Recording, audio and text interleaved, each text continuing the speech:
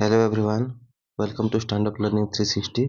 आज आम जाना ओटी policy GK PYQ complete guide जहाँकि 50टी रिपीटेड क्वेश्चन अच्छी पीवाई क्यू। ओडिशार केउ नदी को ओडिशार गंगा बोली कह जाए? महानदी। ओडिशार सर्वोच्च पर्वत श्रृंखलार नाम कौन? देवमाली। कोणार्क सूर्य मंदिर केउ राजा द्वारा निर्मित होता? कहतु। लांगुला नरसिंह देव।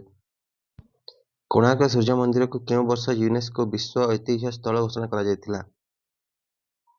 1984। 1984 मसीह कोणार्क को ओडिशार प्रथम यूनेस्को वर्ल्ड हेरिटेज साइट मान्यता मिलिथिला। ओडिशार केउं जिल्ला को भातहांडी बोली कहा जाए? बरगढ़। अधिक धान उत्पादन हेतु बरगढ़ जिला को ओडिशार भातहांडी कहा जाए। चिलिका ह्रद को केउं वर्ष प्रथम रामसर स्थल रामसर साइट भाव मान्यता मिलिथिला? 1981। चिलिका ह्रद भारतर प्रथम जलाशय जहाकू 1981 रामसर आर्द्रभूमि मान्यता दिया जायतिला। नेक्स्ट है केउं मसीहारे ओडिशारे भयावह नौंक दुर्भिक्ष पड़िथिला? 1866। 1866 मसीहारे ओडिशारे नौंक दुर्भिक्ष होइतिला जेउथिरे प्राय 1/3 1/3 जनसंख्या प्राण हराइथिले। नेक्स्ट है उत्कल सम्मिलनर प्रतिष्ठाता किए थिले? उत्कल सम्मिलनर प्रतिष्ठाता किए थिले? आंसर है मधुसूदन दास। 1983 मसीहा रे मधुसूदन दास उत्कल गौरव स्वतंत्र ओडिशा प्रदेश गठन ପାଇଁ उत्कल सम्मिलनी प्रतिष्ठा କରିଥିଲେ। नेक्स्ट है ओडिशा केबे एक स्वतंत्र प्रदेश भाव गठित होइथिला? आंसर है 1 एप्रिल 1936। भाषा भित्तिरे गठित हेबारे ओडिशा देशर प्रथम राज्य। यह 1 एप्रिल 1936 स्वतंत्र प्रदेश हैला। ओडिशार प्रथम मुख्यमंत्री किए थिले? आंसर है कृष्णचंद्र गजपति महाराज। गजपति। स्वाधीनता पूर्व ओडिशार प्रथम प्रधानमंत्री मुख्यमंत्री महाराज कृष्णचंद्र गजपति थिले। स्वाधीनता परे ओडिशार प्रथम राज्यपाल किए थिले? स्वाधीनता परे ओडिशार प्रथम राज्यपाल कैलाश नाथ काटजू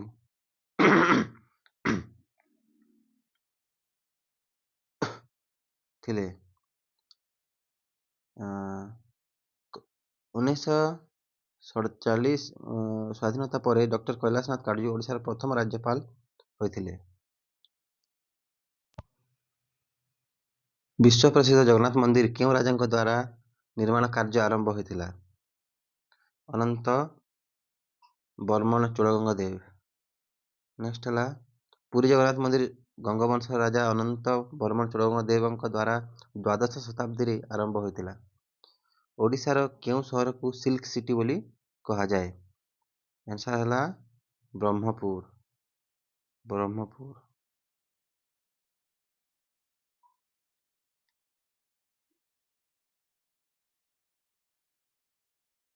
ब्रह्मपुर।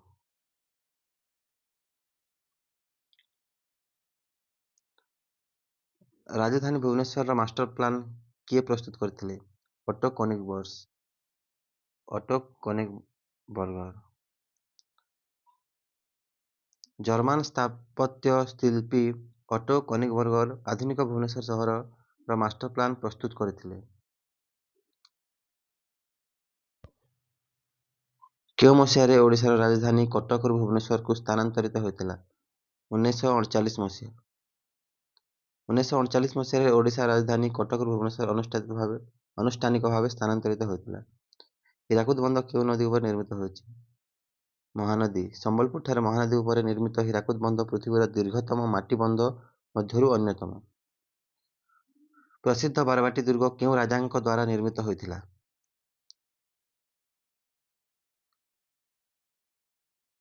ଅନଙ୍ଗ ଭୀମଦେବ। ଗଙ୍ଗବଂଶର ରାଜା ଅନଙ୍ଗ ଭୀମଦେବ ତୃତୀୟ 13ଶ ଶତାବ୍ଦୀରେ କଟକଠାରେ ବାରବାଟୀ ଦୁର୍ଗ ନିର୍ମାଣ କରିଥିଲେ। ନେକ୍ସଟ, ଓଡ଼ିଶାର କେଉଁ ସ୍ଥାନକୁ ରକ୍ତତୀର୍ଥ ବୋଲି କୁହାଯାଏ? ଓଡ଼ିଶାର କେଉଁ ସ୍ଥାନକୁ ରକ୍ତତୀର୍ଥ? ଇରମ। ଭଦ୍ରକର ଇରମଠାରେ ସ୍ୱାଧୀନତା ସଂଗ୍ରାମ ସମୟରେ ଗୁଳିକାଣ୍ଡରେ ଅନେକ ଲୋକ ଶହୀଦ ହୋଇଥିବାରୁ ଏହାକୁ ଓଡ଼ିଶାର ରକ୍ତତୀର୍ଥ କୁହାଯାଏ। ମହାତ୍ମା ଗାନ୍ଧୀ କେଉଁ ବର୍ଷ ପ୍ରଥମ ଥର ପାଇଁ ଓଡ଼ିଶା ଗସ୍ତରେ ଆସିଥିଲେ? 1921 ମସିହା ମାର୍ଚ୍ଚ ମାସରେ ମହାତ୍ମା ଗାନ୍ଧୀ ଅସହଯୋଗ ଆନ୍ଦୋଳନ ପ୍ରଚାର ପାଇଁ ପ୍ରଥମ ଥର ଓଡ଼ିଶା ଆସିଥିଲେ। ଓଡ଼ିଶାର ପ୍ରଥମ ସ୍ୱାଧୀନତା ସଂଗ୍ରାମୀ ଭାବେ କାହାକୁ ଗଣନା କରାଯାଏ? ଓଡ଼ିଶାର ପ୍ରଥମ ସ୍ୱାଧୀନତା ସଂଗ୍ରାମୀ ଭାବେ ଜୟୀରାଜଗୁରୁଙ୍କୁ ଗଣନା କରାଯାଏ। 1806 ମସିହାରେ ବ୍ରିଟିଶ ଶାସନ ବିରୁଦ୍ଧରେ ବିଦ୍ରୋହ କରି ପ୍ରାଣବଳି ଦେଇଥିବା ଜୟୀରାଜଗୁରୁ ଓଡ଼ିଶାର ପ୍ରଥମ ଶହୀଦ।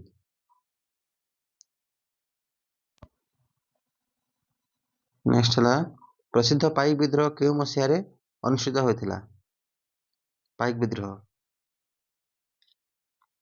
1817। 1817 ମସିହାରେ ବକ୍ସି ଜଗବନ୍ଧୁଙ୍କ ନେତୃତ୍ୱରେ ଖୋର୍ଦ୍ଧାରେ ଇଂରେଜ ବିରୋଧ ପାଇକ ବିଦ୍ରୋହ ସଂଗଠିତ ହୋଇଥିଲା। ଓଡ଼ିଶାର ବ୍ୟାସକବି ଭାବେ କିଏ ପରିଚିତ? ଫକୀର ମୋହନ ସେନାପତି। ଓଡ଼ିଆ ସାହିତ୍ୟର ପ୍ରଥମ ସାର୍ଥକ ଉପନ୍ୟାସକାର ଫକୀର ମୋହନ ବ୍ୟାସକବି ଉପାଧି ପାଇଥିଲେ। ବନ୍ଦେ ଉତ୍କଳ ଜନନୀ ସଙ୍ଗୀତର ରଚୟିତା କିଏ? କାନ୍ତକବି କିଏ? ଲକ୍ଷ୍ମୀକାନ୍ତ ମହାପାତ୍ର। କାନ୍ତକବି ଲକ୍ଷ୍ମୀକାନ୍ତ ମହାପାତ୍ର ଓଡ଼ିଶାର ରାଜ୍ୟ ସଙ୍ଗୀତ ବନ୍ଦେ ଉତ୍କଳ ଜନନୀ ରଚନା କରିଥିଲେ। ନେକ୍ସଟ ହେଲା, କାହାକୁ ଉତ୍କଳମଣି ଆଖ୍ୟା ଦିଆଯାଇଛି? ଉତ୍କଳମଣି ଉତ୍କଳର ମଣି ଗୋପବନ୍ଧୁ ଦାସ। ଓଡ଼ିଶାର ଜନସାଧାରଣ ଓ ଦେଶ ପ୍ରତି ତ୍ୟାଗ ପାଇଁ ପଣ୍ଡିତ ଗୋପବନ୍ଧୁ ଦାସଙ୍କୁ ଉତ୍କଳମଣି କୁହାଯାଏ। ଓଡ଼ିଆ ସାହିତ୍ୟର ଆଦିକବି ଶାରଳା ଦାସ। 15ଶ ଶତାବ୍ଦୀର କବି ଶାରଳା ଦାସ ଓଡ଼ିଆ ମହାଭାରତ ରଚନା କରି ଆଦିକବି ଭାବେ ପୂଜିତ। କଳିଙ୍ଗ ଯୁଦ୍ଧ କେଉଁ ଖ୍ରୀଷ୍ଟପୂର୍ବରେ ହୋଇଥିଲା? କଳିଙ୍ଗ ଯୁଦ୍ଧ 261 BC। ଖ୍ରୀଷ୍ଟପୂର୍ବ 261ରେ ସମ୍ରାଟ ଅଶୋକ ଏବଂ କଳିଙ୍ଗ ସୈନ୍ୟ ମଧ୍ୟରେ ଦୟା ନଦୀ କୂଳରେ ଭୟଙ୍କର କଳିଙ୍ଗ ଯୁଦ୍ଧ ହୋଇଥିଲା। ହାତୀଗୁମ୍ଫା ଶିଳାଲେଖ କେଉଁ ଶାସକଙ୍କ ବିଷୟରେ ସୂଚନା ଦିଏ? ଖାରବେଳ। ଉଦୟଗିରିରେ ଥିବା ହାତୀଗୁମ୍ଫା ଶିଳାଲେଖ ଛେଦି ବଂଶର ପ୍ରସିଦ୍ଧ ସମ୍ରାଟ ମହାମେଘବାହନ ଖାରବେଳଙ୍କ ଗୌରବମୟ ଇତିହାସ ବର୍ଣ୍ଣନା କରେ। ଓଡ଼ିଶାର କେଉଁ ସହରକୁ ରୂପା ତାରକସି କାମ ସିଲଭର ଫିଲିଗ୍ରୀ ପାଇଁ ଜଣାଯାଏ? କେଉଁ ସହର? Silver filigree. କଟକ। କଟକର ସୂତାରୂପା ତାରକସି କାମ ସିଲଭର ଫିଲିଗ୍ରୀ ବିଶ୍ୱ ପ୍ରସିଦ୍ଧ ଏବଂ ଏଥିପାଇଁ ଏହାକୁ ସିଲଭର ସିଟି କୁହାଯାଏ। କେଉଁ ସହରକୁ ଓଡ଼ିଶାର ସାଂସ୍କୃତିକ ରାଜଧାନୀ ବୋଲି କୁହାଯାଏ? Cultural capital. କଟକ। ଐତିହାସିକ ଗୁରୁତ୍ୱ ଓ ସାଂସ୍କୃତିକ ପରମ୍ପରା ପାଇଁ କଟକକୁ ଓଡ଼ିଶାର ସାଂସ୍କୃତିକ ରାଜଧାନୀ ମାନ୍ୟତା ଦିଆଯାଏ। ବିନ୍ଦୁସାଗର ହ୍ରଦ ଓଡ଼ିଶାର କେଉଁ ସହରରେ ଅବସ୍ଥିତ? ବିନ୍ଦୁସାଗର ହ୍ରଦ ଭୁବନେଶ୍ୱର। ଭୁବନେଶ୍ୱରର ଲିଙ୍ଗରାଜ ମନ୍ଦିର ନିକଟରେ ପବିତ୍ର ବିନ୍ଦୁସାଗର ହ୍ରଦ ଅବସ୍ଥିତ। କେଉଁ ଚୀନ ପରିବ୍ରାଜକ ରାଜା ହର୍ଷବର୍ଦ୍ଧନଙ୍କ ସମୟରେ ଓଡ଼ିଶା ଆସିଥିଲେ? ହୁଏନସାଂ। ଚୀନ ପରିବ୍ରାଜକ ହୁଏନସାଂ ସପ୍ତମ ଶତାବ୍ଦୀରେ ଓଡ଼ିଶା ଗସ୍ତ କରି ପୁଷ୍ପଗିରି ବୌଦ୍ଧ ବିହାର ବିଷୟରେ ଉଲ୍ଲେଖ କରିଥିଲେ। ଓଡ଼ିଶାର ସର୍ବବୃହତ ଜିଲ୍ଲା କ୍ଷେତ୍ରଫଳ ଅନୁସାରେ ଭଞ୍ଜ। କ୍ଷେତ୍ରଫଳ ଦୃଷ୍ଟିରୁ ମୟୂରଭଞ୍ଜ ଓଡ଼ିଶାର ସବୁଠାରୁ ବଡ଼ ଜିଲ୍ଲା ଏବଂ ଜନସଂଖ୍ୟା ଦୃଷ୍ଟିରୁ ଗଞ୍ଜାମ ସବୁଠାରୁ ବଡ଼ ଜିଲ୍ଲା। କ୍ଷେତ୍ରଫଳ ଦୃଷ୍ଟିରୁ ଓଡ଼ିଶାର ସବୁଠାରୁ ଛୋଟ ଜିଲ୍ଲା କୋଉଟା? ଆନ୍ସର ହେଲା ଜଗତସିଂହପୁର। ଜଗତସିଂହପୁର କ୍ଷେତ୍ରଫଳ ଦୃଷ୍ଟିରୁ ଓଡ଼ିଶାର ସବୁଠାରୁ କ୍ଷୁଦ୍ରତମ ଜିଲ୍ଲା। ଶିମିଳିପାଳ ଜାତୀୟ ଉଦ୍ୟାନ ଓଡ଼ିଶାର କେଉଁ ଜିଲ୍ଲାରେ ଅବସ୍ଥିତ? ଶିମିଳିପାଳ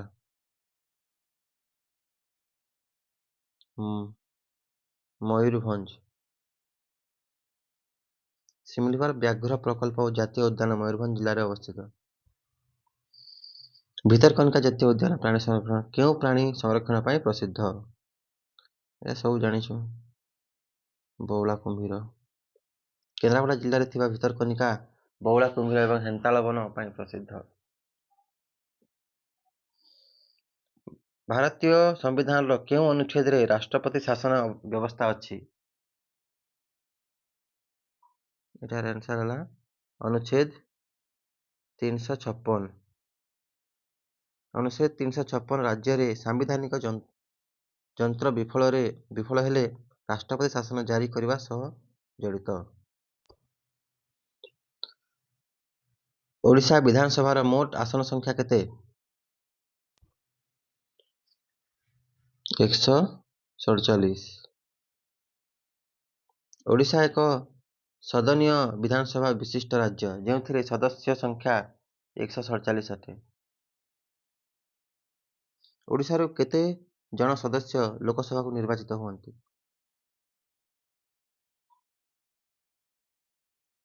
21 ଜଣ।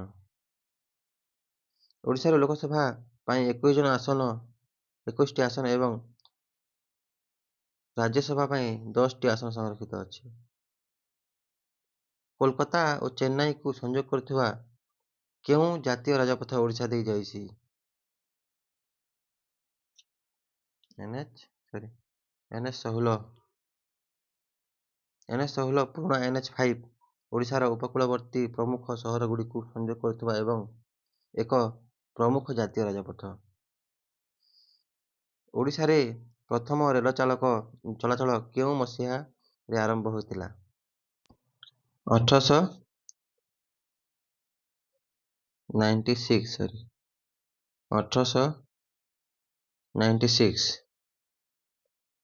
1896 ମସିହାରେ ଓଡ଼ିଶାର ଭଦ୍ରକରୁ ଖୋର୍ଦ୍ଧା ରୋଡ ମଧ୍ୟରେ ପ୍ରଥମ କରି ରେଳ ଚଳାଚଳ ଆରମ୍ଭ ହୋଇଥିଲା। କେଉଁ ବନ୍ଦରକୁ ଓଡ଼ିଶାର ଏକମାତ୍ର ପ୍ରମୁଖ କୃତ୍ରିମ ଗଭୀର ସମୁଦ୍ର ବନ୍ଦର କୁହାଯାଏ? ବନ୍ଦର ପାରାଦୀପ ବନ୍ଦର ପୋର୍ଟ। ଜଗତସିଂହପୁରରେ ଥିବା ପାରାଦୀପ ବନ୍ଦର ହେଉଛି ଭାରତର ପୂର୍ବ ଉପକୂଳର ଏକ ପ୍ରମୁଖ ଗଭୀର ବନ୍ଦର। କେନ୍ଦ୍ରୀୟ ଧାନ ଗବେଷଣା କେନ୍ଦ୍ର CPRI ଓଡ଼ିଶାର କେଉଁଠାରେ ଅବସ୍ଥିତ? କଟକ।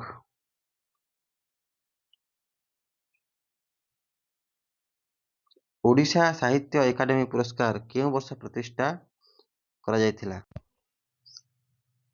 1957 ମସିହାରେ। ଓଡ଼ିଶା ଭାଷା ଓ ସାହିତ୍ୟର ବିକାଶ ପାଇଁ 1957ରେ ଓଡ଼ିଆ ସାହିତ୍ୟ ଏକାଡେମୀ ଗଠିତ ହୋଇଥିଲା। ଓଡ଼ିଶାର ପ୍ରଥମ ଜ୍ଞାନପୀଠ ପୁରସ୍କାର ବିଜେତା କିଏ? ଗୋପୀନାଥ ମହାନ୍ତି। 1973 ମସିହାରେ ଗୋପୀନାଥ ମହାନ୍ତି ତାଙ୍କ ଉପନ୍ୟାସ କ'ଣ ଲେଖା ହେଇଛି ମିଷ୍ଟେକ୍ ହେଇଛି ପାଇଁ ପ୍ରଥମ ଓଡ଼ିଆ ଭାବେ ଜ୍ଞାନପୀଠ ପୁରସ୍କାର ପାଇଥିଲେ। କେଉଁ ଓଡ଼ିଆ ଲେଖିକା ପ୍ରଥମେ କେନ୍ଦ୍ର ସାହିତ୍ୟ ଏକାଡେମୀ ପୁରସ୍କାର ପାଇଥିଲେ? ବୀଣାପାଣି ମହାନ୍ତି। ବୀଣାପାଣି ମହାନ୍ତି ତାଙ୍କ କ୍ଷୁଦ୍ର ଗଳ୍ପ ପାଟ ଦେଇ ପାଇଁ କେନ୍ଦ୍ର ସାହିତ୍ୟ ଏକାଡେମୀ ପୁରସ୍କାର ପାଇଥିଲେ। ପଞ୍ଚସଖା ମଧ୍ୟରୁ ଏହି PDF ଆପଣଙ୍କୁ ଯଦି ଫ୍ରିରେ ଦରକାର ହେଲେ ଆପଣ ଏହି ହ୍ୱାଟ୍ସଆପ୍ ନମ୍ବରରେ ମେସେଜ୍ କରନ୍ତୁ। ଆପଣଙ୍କୁ ଏହି PDF ସାଙ୍ଗେ ସାଙ୍ଗେ ଯେତେ ବି କ୍ଲାସ୍ ହେବ ସେହି PDFଟା ଫ୍ରିରେ ବିନା ମୂଲ୍ୟରେ ଆପଣଙ୍କୁ ଦିଆଯିବ। 7326068331। ପଞ୍ଚସଖା ମଧ୍ୟରୁ କିଏ ଓଡ଼ିଆ ଭାଗବତ ରଚନା କରିଥିଲେ? ଜଗନ୍ନାଥ ଦାସ। ଜଗନ୍ନାଥ ଦାସ। ଅତିବଡ଼ି ଜଗନ୍ନାଥ ଦାସ ଓଡ଼ିଶାର ଘରେ ଘରେ ପୂଜିତ ପ୍ରସିଦ୍ଧ ଓଡ଼ିଆ ଶ୍ରୀମଦ୍ ଭାଗବତ ରଚନା କରିଥିଲେ। ମହିମା ଧର୍ମର ପ୍ରତିଷ୍ଠାତା କିଏ? ମହିମା ଗୋସାଇଁ। ମହିମା ଗୋସାଇଁ ଓଡ଼ିଶାରେ ମହିମା ଧର୍ମର ପ୍ରତିଷ୍ଠା କରିଥିଲେ ଏବଂ ଏହାର ମୁଖ୍ୟ ପୀଠ ଢେଙ୍କାନାଳର ଜୋରନ୍ଦାରେ ଅବସ୍ଥିତ। ପ୍ରସିଦ୍ଧ ସ୍ତୁତି ଚିନ୍ତାମଣି କାହା ଦ୍ୱାରା ରଚିତ? ସନ୍ଥ କବି ଭୀମ ଭୋଇ। ସନ୍ଥ କବି ଭୀମ ଭୋଇ। ଅନ୍ଧ କବି ସନ୍ଥ କବି ଭୀମ ଭୋଇ ମହିମା ଦର୍ଶନ ଉପରେ ଆଧାରିତ ସ୍ତୁତି ଚିନ୍ତାମଣି ରଚନା କରିଥିଲେ। ଓଡ଼ିଶାର କେଉଁ ନୃତ୍ୟ ଶାସ୍ତ୍ରୀୟ ନୃତ୍ୟ କ୍ଲାସିକାଲ ଡାନ୍ସ ସମାନିତ? ଓଡ଼ିଶୀ ନୃତ୍ୟ। ଓଡ଼ିଶୀ। ନେକ୍ସଟ ହେଲା ବିଶ୍ୱ ପ୍ରସିଦ୍ଧ ସମ୍ବଲପୁରୀ ଗୀତ ରଙ୍ଗବତୀର ଗାୟକ କିଏ ଥିଲେ? ଜିତେନ୍ଦ୍ରିୟ ହରିପାଲ ଓ କୃଷ୍ଣା ପଟେଲ। Thank you. ଯଦି ଭଲ ଲାଗିଲା ଆଉ ଅଛି ସରି। 51 ନମ୍ବର କ୍ୱେଶ୍ଚିନ୍ ହେଲା ଗୀତ ଗୋବିନ୍ଦର ରଚୟିତା କବି ଜୟଦେବ ଓଡ଼ିଶାର କେଉଁ ଶତାବ୍ଦୀର କବି ଥିଲେ? 12ଶ ଶତାବ୍ଦୀ। ନେକ୍ସଟ ହେଲା କେଉଁ ଦିନକୁ ଓଡ଼ିଆ ଭାଷା ଦିବସ ଭାବେ ପାଳନ କରାଯାଏ? 11 ମାର୍ଚ୍ଚ। 11 ମାର୍ଚ୍ଚ। ଓଡ଼ିଆ ଭାଷାକୁ କେଉଁ ବର୍ଷ ଶାସ୍ତ୍ରୀୟ ଭାଷା କ୍ଲାସିକାଲ ଲାଙ୍ଗୁଏଜର ମାନ୍ୟତା ମିଳିଛି? 2014। ଓଡ଼ିଆ ହେଉଛି ଷଷ୍ଠ ଭାରତୀୟ ଭାଷା ଯାହାକୁ 2014ରେ କେନ୍ଦ୍ର ସରକାର ଶାସ୍ତ୍ରୀୟ ଭାଷା ମାନ୍ୟତା ପ୍ରଦାନ କରିଛନ୍ତି। ଓଡ଼ିଶାର କେଉଁ ସହରକୁ ଇସ୍ପାତ ସହର ଷ୍ଟିଲ୍ ସିଟି? ରାଉରକେଲା। 1955 ମସିହାରେ ସ୍ଥାପିତ ଭାରତର ପ୍ରଥମ ସରକାରୀ ବୃହତ ଇସ୍ପାତ କାରଖାନା ଯୋଗୁଁ ରାଉରକେଲାକୁ ଇସ୍ପାତ ସହର କୁହାଯାଏ। ରାଉରକେଲା ଇସ୍ପାତ କାରଖାନା କେଉଁ ଦେଶର ସହଯୋଗରେ ନିର୍ମିତ ହୋଇଥିଲା? ଜର୍ମାନୀ। ରାଉରକେଲା ଷ୍ଟିଲ୍ ପ୍ଲାଣ୍ଟ ପଶ୍ଚିମ ଜର୍ମାନୀର ସହାୟତାରେ ଦ୍ୱିତୀୟ ପଞ୍ଚବାର୍ଷିକ ଯୋଜନା କାଳରେ ସ୍ଥାପିତ ହୋଇଥିଲା। ଓଡ଼ିଶାର ସର୍ବପ୍ରଥମ ଦୈନିକ ଓଡ଼ିଆ ସମ୍ବାଦପତ୍ରର ନାମ କ'ଣ? ଉତ୍କଳ ଦୀପିକା। ସରି ବୋଧେ ଦୈନିକ ଆଶା। ଦୈନିକ ଆଶା। 1913ରେ ବ୍ରହ୍ମପୁରରୁ ପ୍ରକାଶିତ ଦୈନିକ ଆଶା ଥିଲା ଓଡ଼ିଶାର ପ୍ରଥମ ଦୈନିକ ସମ୍ବାଦପତ୍ର। ନେକ୍ସଟ ହେଲା ପ୍ରସିଦ୍ଧ ସମାଜ ସମ୍ବାଦପତ୍ରର ପ୍ରତିଷ୍ଠାତା କିଏ ଥିଲେ? ଗୋପବନ୍ଧୁ ଦାସ। ଓଡ଼ିଶାର କେଉଁ ସ୍ଥାନ ଗହୀରମଥା ଭାବେ ପ୍ରସିଦ୍ଧ? ଗହୀରମଥା ଅଭୟାରଣ୍ୟ। ଗହୀରମଥା। ଓଲିଭ ରିଡଲେ କଇଁଛ ପ୍ରଜନନ ସ୍ଥାନ। ହଁ। କେନ୍ଦ୍ରାପଡ଼ା ଜିଲ୍ଲାର ଗହୀରମଥା ବେଳାଭୂମି ପୃଥିବୀର ସବୁଠାରୁ ବଡ଼ ଓଲିଭ ରିଡଲେ ସାମୁଦ୍ରିକ କଇଁଛ ଗଣ ଅଣ୍ଡାଦାନ ସ୍ଥଳ। ସୁନାବେଡ଼ାଠାରେ HAL ହିନ୍ଦୁସ୍ତାନ ଏରୋନଟିକାଲ ଲିମିଟେଡ୍ କାରଖାନା କେଉଁ ଜିଲ୍ଲାରେ ଅବସ୍ଥିତ? କୋରାପୁଟ। କୋରାପୁଟ ସୁନାବେଡ଼ାଠାରେ ମିଗ୍ ଯୁଦ୍ଧ ବିମାନର ଇଞ୍ଜିନ ତିଆରି କାରଖାନା ଅଛି ଅବସ୍ଥିତ। ଭାରତର ସର୍ବବୃହତ ଆଲୁମିନିୟମ ପ୍ଲାଣ୍ଟ ନାଲକୋ ଓଡ଼ିଶାର କେଉଁଠାରେ ଅବସ୍ଥିତ? ନାଲକୋ। ଦାମନଯୋଡ଼ି ଏବଂ ଅନୁଗୁଳ। ନାଲକୋର ବକ୍ସାଇଟ୍ ମାଇନ୍ସ ଦାମନଯୋଡ଼ି କୋରାପୁଟ ଏବଂ ସ୍ମେଲଟର ପ୍ଲାଣ୍ଟ ଅନୁଗୁଳଠାରେ ଅବସ୍ଥିତ। ଚନ୍ଦକା ହାତୀ ଅଭୟାରଣ୍ୟ କେଉଁଠାରେ କେଉଁ ଜିଲ୍ଲା ସହ ସଂଲଗ୍ନ? ଖୋର୍ଦ୍ଧା କଟକ। ଓଡ଼ିଶାର କେଉଁ ସ୍ଥାନକୁ ତୁଳସୀ କ୍ଷେତ୍ର କୁହାଯାଏ? କେନ୍ଦ୍ରାପଡ଼ା। ତୁଳସୀ କ୍ଷେତ୍ର। ଓଡ଼ିଶାର କେଉଁ ସ୍ଥାନକୁ ଗଦାକ୍ଷେତ୍ର ବୋଲି କୁହାଯାଏ? ଯାଜପୁର। ଶ୍ରୀ ବିରଜା କ୍ଷେତ୍ର ବା ଯାଜପୁରକୁ ପୁରାଣ ଅନୁସାରେ ଗଦାକ୍ଷେତ୍ର ବୋଲି ସମ୍ବୋଧନ କରାଯାଏ। ମା ସମଲେଶ୍ୱରୀ ମନ୍ଦିର କେଉଁ ନଦୀ କୂଳରେ ଅବସ୍ଥିତ? ମହାନଦୀ। ସମ୍ବଲପୁରର ଅଧିଷ୍ଠାତ୍ରୀ ଦେବୀ ମା ସମଲେଶ୍ୱରୀଙ୍କ ମନ୍ଦିର ମହାନଦୀ କୂଳରେ ଅବସ୍ଥିତ। ଭୁବନେଶ୍ୱର ଲିଙ୍ଗରାଜ ମନ୍ଦିର କେଉଁ ରାଜବଂଶ ସମୟରେ ନିର୍ମିତ ହୋଇଥିଲା? ସୋମବଂଶ। କେଶରୀ ବଂଶ। ପ୍ରସିଦ୍ଧ ଲିଙ୍ଗରାଜ ମନ୍ଦିର ସୋମବଂଶ ରାଜା ଯଯାତି କେଶରୀଙ୍କ ଦ୍ୱାରା ଏକାଦଶ ଶତାବ୍ଦୀରେ ନିର୍ମାଣ ହୋଇଥିଲା। ନେକ୍ସଟ ହେଲା କେଉଁ ଇଂରେଜ ଗଭର୍ଣ୍ଣର ଜେନେରାଲଙ୍କ ସମୟରେ ଓଡ଼ିଶା ଅଧିକାର କରାଯାଇଥିଲା? 1803 ମସିହାରେ।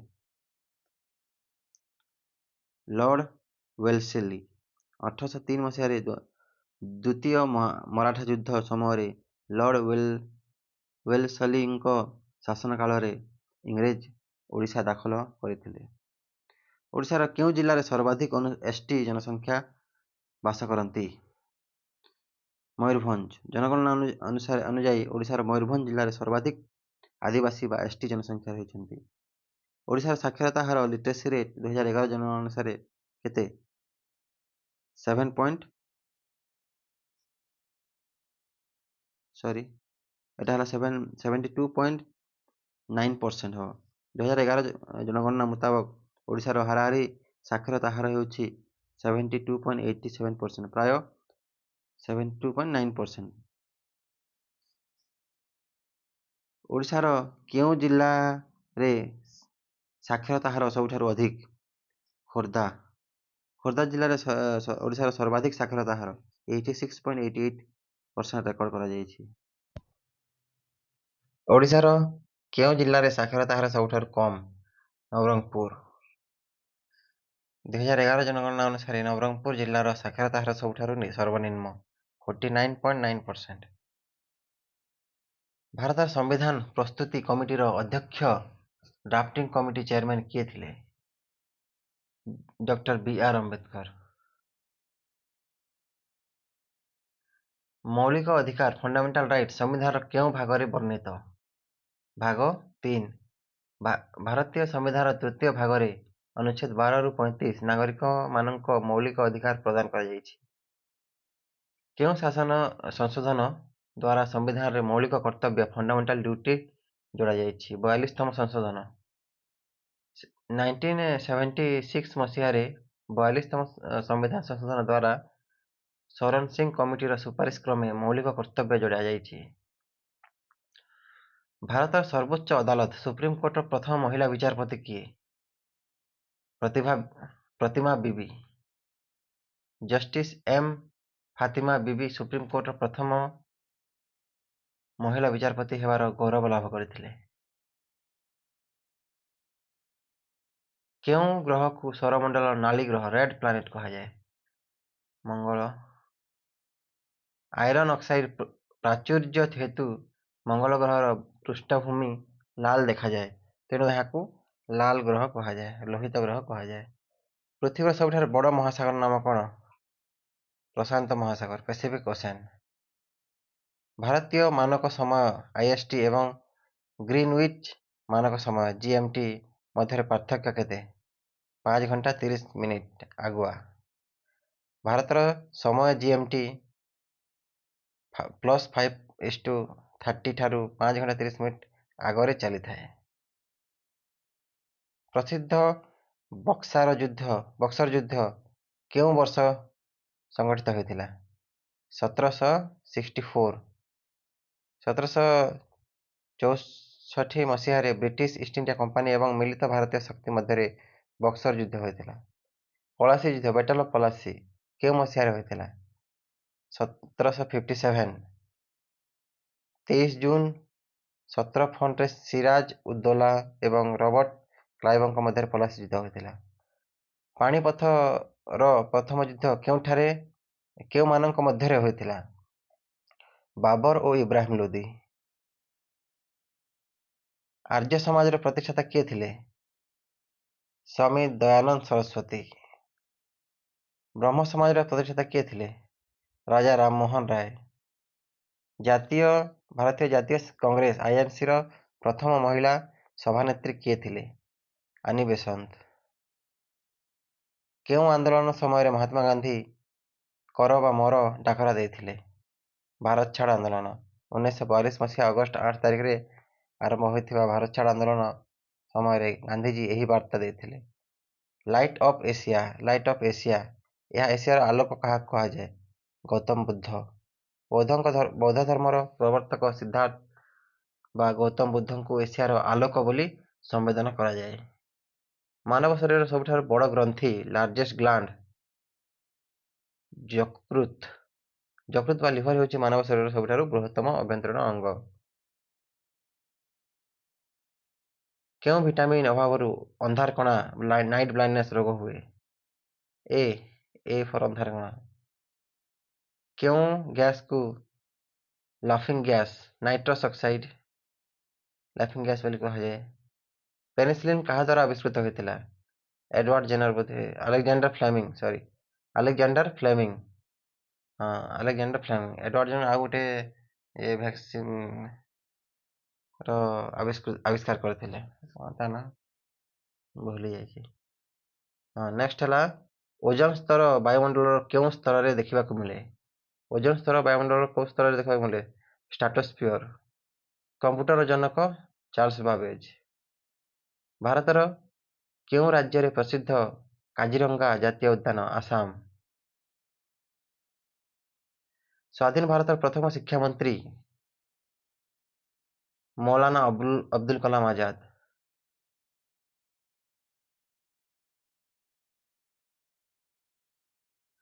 ମୌଲାନା ଅବୁଲ କଲାମ ଆଜାଦ ସ୍ୱାଧୀନ ଭାରତର ପ୍ରଥମ ଶିକ୍ଷାମନ୍ତ୍ରୀ ଥିଲେ ଏବଂ ତାଙ୍କ ଜନ୍ମଦିନକୁ ଜାତୀୟ ଶିକ୍ଷା ଦିବସ ଭାବେ ପାଳନ କରାଯାଏ।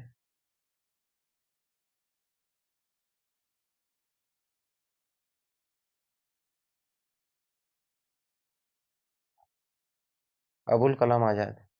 ଗ୍ରୀନ ହାଉସ ପ୍ରଭାବ ପାଇଁ ମୁଖ୍ୟତଃ କେଉଁ ଗ୍ୟାସ୍ ଦାୟୀ? Carbon dioxide CO2। ଲୋହିତ ରକ୍ତ କଣିକା ଆରବିସିର ହାରାହାରି ଆୟୁ କେତେ? 120 ଦିନ। ଓଡ଼ିଶାର କେଉଁ ମୁଖ୍ୟମନ୍ତ୍ରୀ ସବୁଠାରୁ ଦୀର୍ଘ ସମୟ ଧରି? ନବୀନ ପଟ୍ଟନାୟକ। ସୁନାବେଡ଼ା ବନ୍ୟପ୍ରାଣୀ ଅଭୟାରଣ୍ୟ ଓଡ଼ିଶାର କେଉଁ ଜିଲ୍ଲାରେ ଅବସ୍ଥିତ? ନୂଆପଡ଼ା, ଯାହାକି ପ୍ରଥମେ କଳାହାଣ୍ଡି ଜିଲ୍ଲାରେ ଥିଲା। ସୁନାବେଡ଼ା ବନ୍ୟପ୍ରାଣୀ ଅଭୟାରଣ୍ୟ ଓଡ଼ିଶାର ନୂଆପଡ଼ା ଜିଲ୍ଲାରେ ଅବସ୍ଥିତ ଏବଂ ଏହା ଏକ ପ୍ରସ୍ତାବିକ ବ୍ୟାଘ୍ର ପ୍ରକଳ୍ପ। ପୃଥିବୀର ସବୁଠାରୁ ବଡ଼ ମଧୁର ଜଳ ହ୍ରଦ କେଉଁଠି? ସୁପିରିୟର ହ୍ରଦ।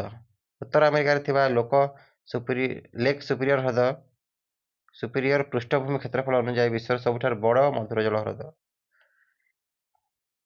ଓଡ଼ିଶାରେ କେଉଁ ମୁକ୍ତାକାଶ ରଙ୍ଗମଞ୍ଚ ଉତ୍ସବକୁ ଧନୁଯାତ୍ରା ଭାବେ ବରଗଡ଼ ଧନୁଯାତ୍ରା? ଓଡ଼ିଶାର ପ୍ରଥମ ମହିଳା IAS Pragya Paramita Das. Thank you. ଯଦି ଭଲ ଲାଗିଲା PDFଟା ତାହେଲେ ଚ୍ୟାନେଲକୁ ସବସ୍କ୍ରାଇବ୍ କରିଦେବେ, ଆଉ ଟିକେ ଭଲ ଲାଗିଲା ଲାଇକ୍ କରିଦେବେ, ଆଉ PDF ଯଦି ଦରକାର ବେଲେ ଆପଣ ଏହି ନମ୍ବରରେ ମେସେଜ କରନ୍ତୁ। ଯାହା ବି କ୍ଲାସ୍ ହେବ ସବୁ PDF ଫ୍ରିରେ ଆପଣଙ୍କୁ ଦିଆଯିବ। Thank you.